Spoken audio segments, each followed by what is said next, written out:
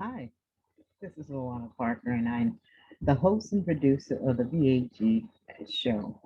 And today I thought I'd do something a little different from what I've done in the past. And by the way, it's so good to be back with you. I am going to do as an honor to Black History Month and the final, well, it's not the final weekend, but it's close to the final weekend. And the thing I've learned is that I can't put off till tomorrow what I need to be doing today because tomorrow's not promised to me. So I want to share with you a story that I came across, and I think it is important enough that I'm going to read the article rather than trying to paraphrase it or remember what I read, because it's about a man that I had not heard of before. Now, some of you may have. There's a lot about our Black history that I don't know. I freely admit that. And some of the things I really wish I knew more about. I will read this article, and if I have enough time, I'll share a little bit about my grandfather, who is definitely not known by any of you, but I think his story is just as important. Today, I'll share an article written about a man named Bass Reeves. Bass Reeves was born a slave to parents in 1838 in Crawford County, Arkansas. And yes, I am reading this, as I said, because I don't want to miss anything. Bass Reeves would become the first Black U.S. Deputy Marshal west of the Mississippi River and one of the greatest frontier heroes in our nation's history. Owned by a man named William Reeves, a farmer and a politician, Bass took the surname of his owner like other slaves of the time. Working alongside his parents, Reeves started out as a water boy until he was old enough to become a field hand. A tall young man at 6'2", with good manners and a sense of humor, George Reeves, William's son, later made him his personal companion when Bass was older. When the Civil War broke out, Texas sided with the Confederacy, and George Reeves went into battle, taking Bass with him. It was during these years of Civil War that Bass parted company with Reeves. Some say because Bass beat up George after a dispute in a card game. Others believe that Bass heard too much about the freeing of slaves and simply ran away.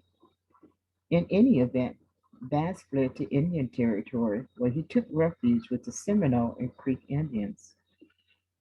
While in Indian Territory, Reeves honed his firearm skills, becoming very quick and accurate with a pistol. Though Reeves claimed to be only fair with a rifle, he was barred on a regular basis from competitive turkey shoots. I guess he was more than fair.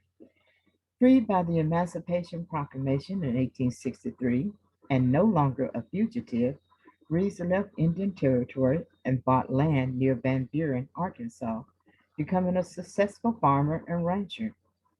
A year later, he married Nellie Jenny from Texas and immediately began a family, raising 10 children on their homestead, 5 girls and 5 boys. The family lived happily on the farm. However, Reed's life as a contented farmer was about to change when Isaac C. Parker was appointed judge for the Federal Western District Court at Fort Smith, Arkansas on May 10th of 1875. At the time Parker was appointed, Indian Territory had become extremely lawless, and as thieves, murderers, and anyone else wishing to hide from the law took refuge in a territory that previously had no federal law or state jurisdiction. One of Parker's first official acts was to appoint U.S. Marshal James F. Fagan as the head of some 200 deputies he was then told to hire. Fagan heard of Bass Reed's significant knowledge of the area, as well as his ability to speak several tribal languages, and soon recruited him as a U.S. deputy. The deputies were tasked with cleaning up Indian territory and, on Judge Parker's orders, bring them in alive or dead. Working among other lawmen that would also become legendary, such as Heck Thomas, Bud Ledbetter, and Bill Tilden, Reeves began to ride the Oklahoma range in search of outlaws. Covering some 75,000 square miles, the United States Court at Fort Smith was the largest in the nation. Depending on the outlaws for whom he was searching, a deputy would generally take with him from Fort Smith a wagon, a cook, and a Native American posse man.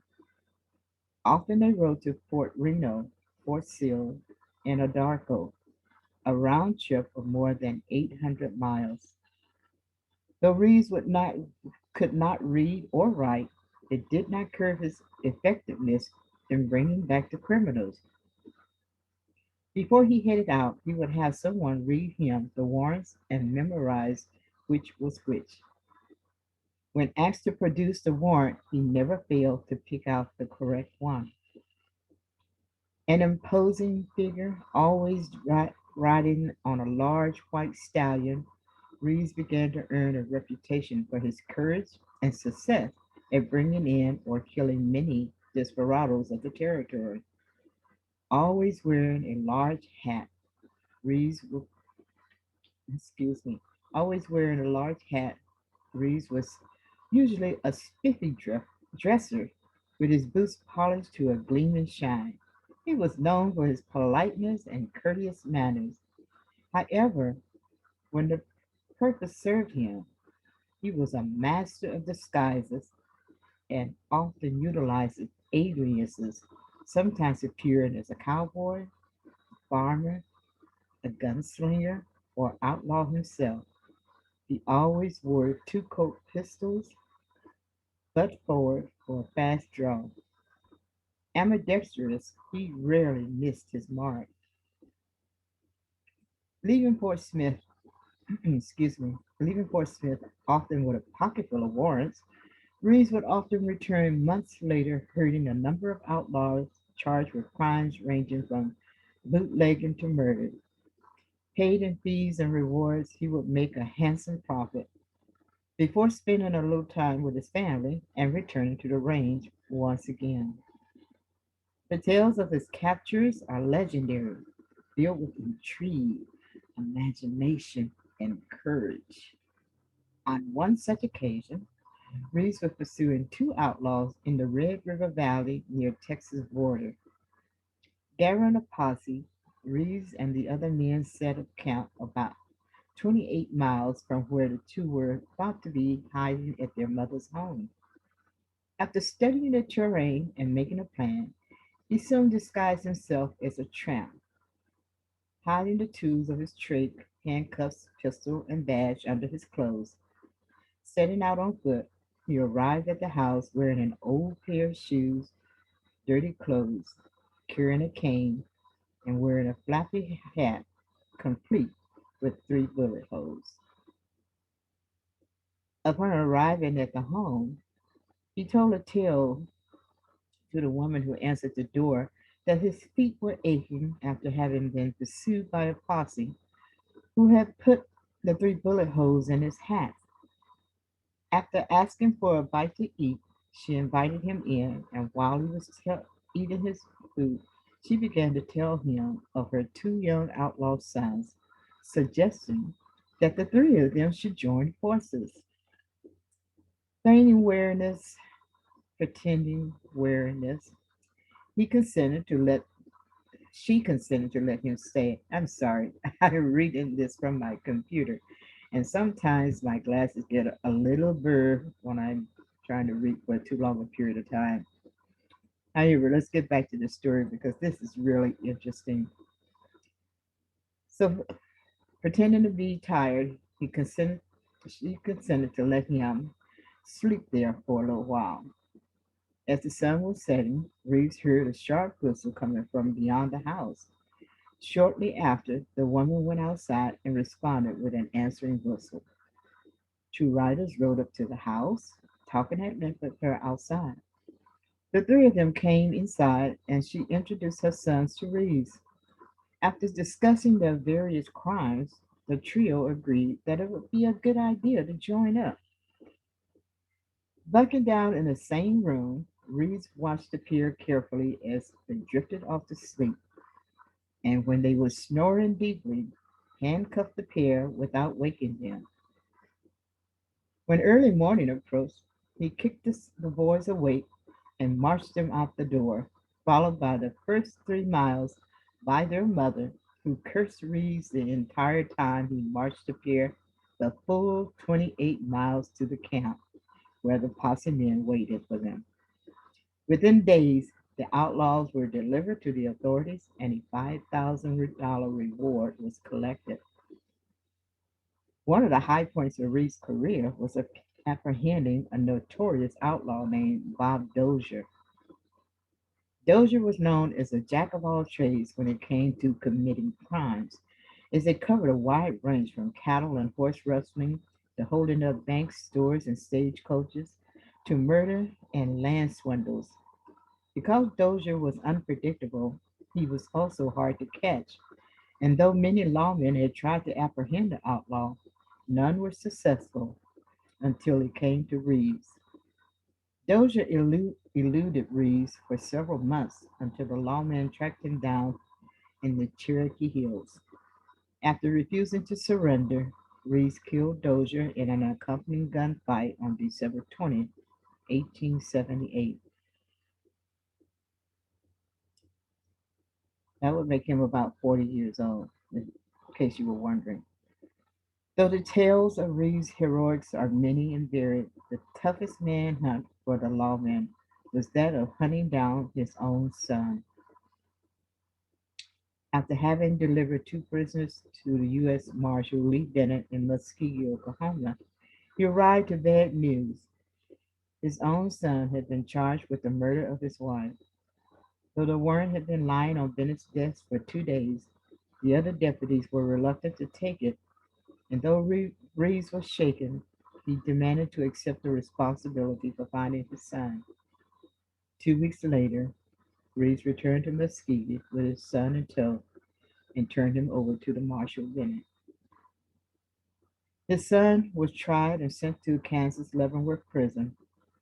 However, sometime later, with a citizen petition and an exemplary prison record, his son was pardoned and lived the rest of his life as a model citizen. In 1907, law enforcement was assumed by state agencies, and Reed's duties as a deputy marshal came to an end.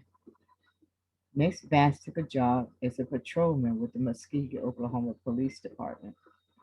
During the 2 years that he served in this capacity, there were reportedly no crimes on his beat.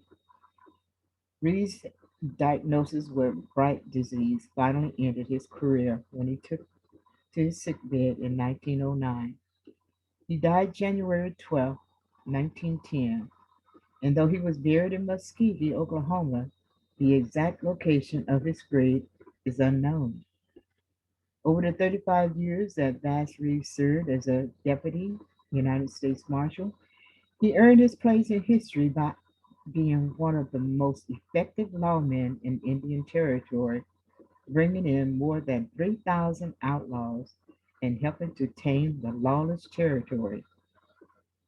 Killing some 14 men during his service, Reeves always said that he never shot a man when it was not necessary.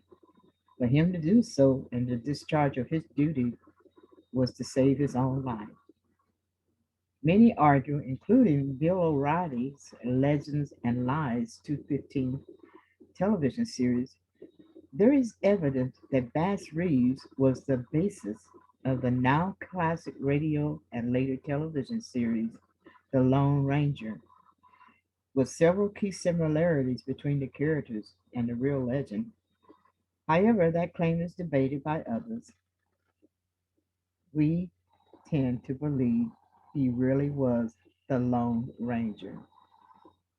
This story was written by Kathy Weiser, Legends of America, and it was updated in February of 2016. I had never heard of Bass Reeves before, I'm sorry to say, because he is an American hero and more should be known about him. I can see the similarities between him and the Lone Ranger. I don't know about you today, but I grew up watching the Lone Ranger, and I remember him using many disguises when he went after someone, sometimes by himself. And he did dress up as sometimes as a tramp, as a wealthy man, uh, different various disguises depending on the situation to bring in his man. So I can see where someone would say, yes, Bass Reeves was the Lone Ranger. And when they made the set television series, they chose to make him white instead. But that's not the first time in history. If you check, you'll find some other instances where heroes that we see in movies and television, at least when I was growing up, things are different today. But when I was growing up, you find out later if you did a little bit of checking that that person really was black. So I hope that you enjoyed learning about Bass Reeves. I certainly did. And he was a man to be reckoned with, a loving father, good husband, provided for his family, and he loved the law so much that he even turned in his own son when his son murdered his wife. Not many men would do that. So, next week, I will bring you another story. Even though Black History is just about over for this month, we do recognize that there's people who carried on into March. So I will bring you another story. And I was thinking of perhaps talking about Madam C.J. Walker and another man that I had not heard of before either. His name was Octavius B. Cato, Catto. And he has a very interesting story that I want to share with you. It's not a lot to tell about him, but still, I think you need to know about him. So I'll share that information with you, and I hope that today you enjoyed the story of Bass Reeves. I certainly enjoyed reading the story, and I enjoyed rereading it here and sharing it with you. This kind of reminds me of when I was a kid, teenager to be exact, because as I've mentioned more than one time, you probably are tired of hearing me say it. I love reading, and I've been reading since I first learned how the alphabets and sounds all work together to create words. And I just wanted to share that reading so bad with someone. So when my mom would go out on a date or go someplace with her lady friends when they were having their ladies' night, and I was left to babysit, being the oldest, I, I would have my sisters and my one brother, because that was all I had. My mama had seven girls and one boy. And I would have them sit on the stairway, because we lived at a split level, two-story. And I would stand at the bottom and I would read to them. They used to get so angry with me for doing that because they wanted to be outside playing and I wanted them to listen to me read a story. Can you imagine that? At any rate, it was good for me. They like to tease me about that today, about how I made them do things that they didn't want to do, but they love me anyway. And that's evidence whenever they think something is wrong with me, they are immediately on my case and making sure that I take care of myself because they keep reminding me I'm the oldest and they don't want anything to happen to me. I love them too. So that's it for today. I hope you enjoyed the show. As I mentioned before, we'll be back next week with another two stories because the other two are a little short. That's why I'm putting them together uh, to share with you. And hopefully that me doing this new format here uh, will will work.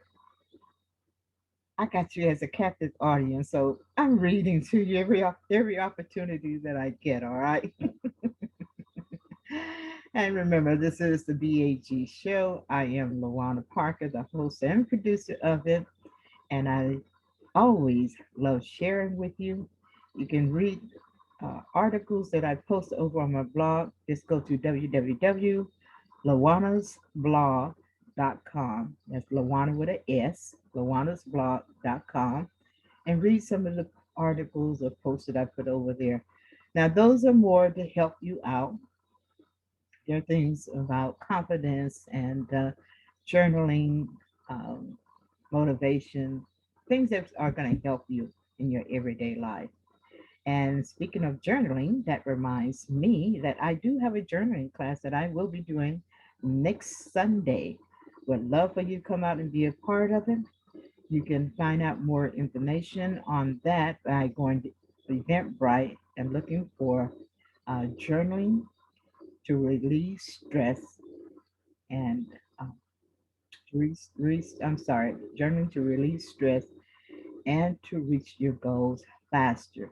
You have to register in order to receive a link in order to be a part of it. There is no charge, so no excuses for not being there. It's going to be at 2 o'clock. And to make it easier, I'll also put the link here so that you can just click on it and go directly to the Eventbrite page and register. I look forward to seeing you there. And until next week, please stay safe and keep the faith. Bye. Love you all.